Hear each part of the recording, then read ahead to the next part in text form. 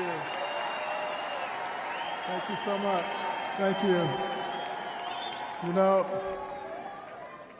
Sarah Huckabee always says to me, I hate to follow you, but I think she turned the table on me tonight. I want to thank you all for being here and for being involved. Like many of you last week, I watched with horror as the events unfolded in that Pennsylvania field. I saw President Trump, a dear friend, escape death by mere inches, and my thoughts immediately turned to the book of Isaiah that says, "No weapon formed against you shall prosper."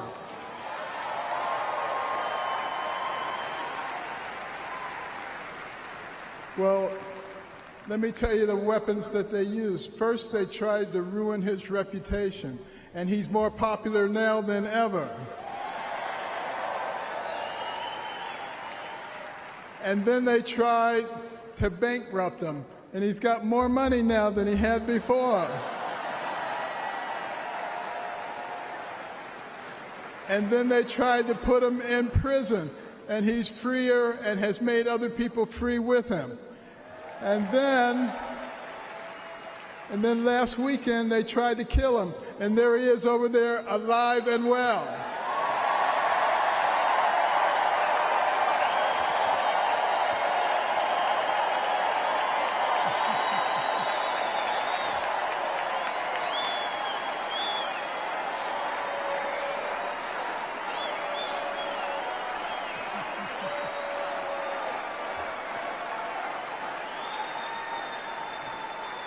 You know, I have no doubt that God lowered a shield of protection over President Trump. And I join millions of Americans in thanksgiving for President Trump's safety. And I encourage you to join me in praying each day for his continued protection. You know, our hearts go out to the victims in the audience. Let's also pray for them and their families. These events have brought unusual clarity to the times we are living in. We have all harbored the nagging feeling that everything we love is slipping away. All you have to do is turn on the television. The free press, a pillar of any free society, has abused the public trust and resorted to lies, deception, and disinformation. They divide us along lines of race, class, and gender, rather than uniting us around our shared bond as Americans. Our government has been no better, shredding our Constitution and upending the rule of law. We have a wide open border, a broken education system, and chaos breaking out around the world. And on top of it all, we have a president who, well, if you can't say anything good, don't say anything at all.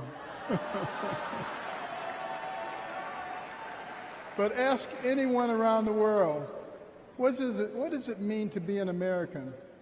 Most will tell you that it means unlimited opportunity, that where you begin in life doesn't dictate where you will end. That's the America I grew up in. In no other country could a poor inner-city kid raised by a single mom make it to an Ivy League school, then to medical school, become a successful neurosurgeon, run for president, and eventually become a member of the president's cabinet.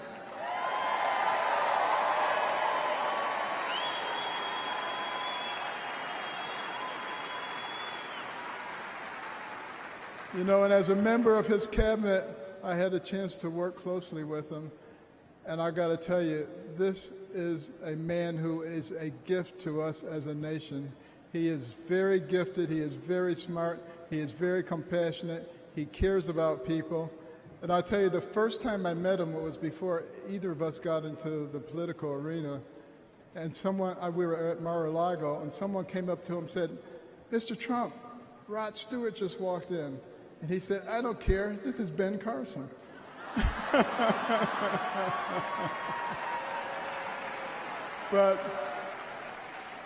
I feel blessed that I've been able to live the American dream, but my story is moving further out of reach in America today. The lessons my mother taught me, like hard work and the value of well-rounded patriotic education and faith in God above all else, are being forced out of the public square. But we're all here today because we know we can bring these things back. By God's grace, we live in a country where the people rule. We have the power to choose the kind of nation we will be and the kind of men and women that will lead us. And today the choice could not be more clear. The most repeated phrase in the Bible is this: do not be afraid, or fear not. It appears 365 times in Scripture, a reminder to live each day with faith, hope, and joy as joyful warriors for Christ.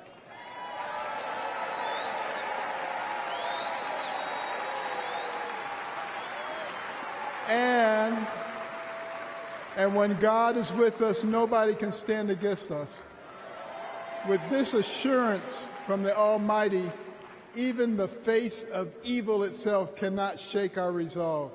We will keep fighting, we will keep praying, and by the grace of God, we will save our country and re-elect President Trump together with Vice President Vance this November.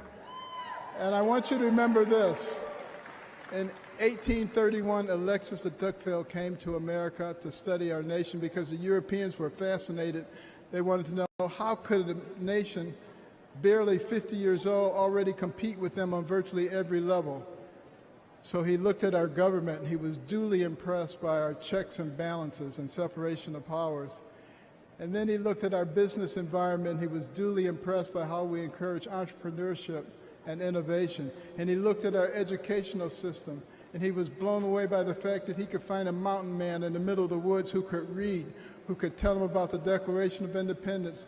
But the thing that impressed him the most was when he went to our churches and he heard those inspirational sermons from the pulpits that inspired a ragtag bunch of militiamen to defeat the most powerful army in the world and gave the American people a moral base.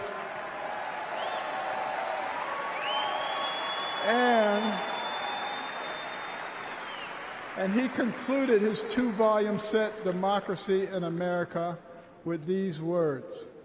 He said, "America is great because America is good. And if America ever ceases to be good, she will cease to be great. It is our job to make America good, and let's do this by re-electing President Trump so we can make America great." Thank you very much.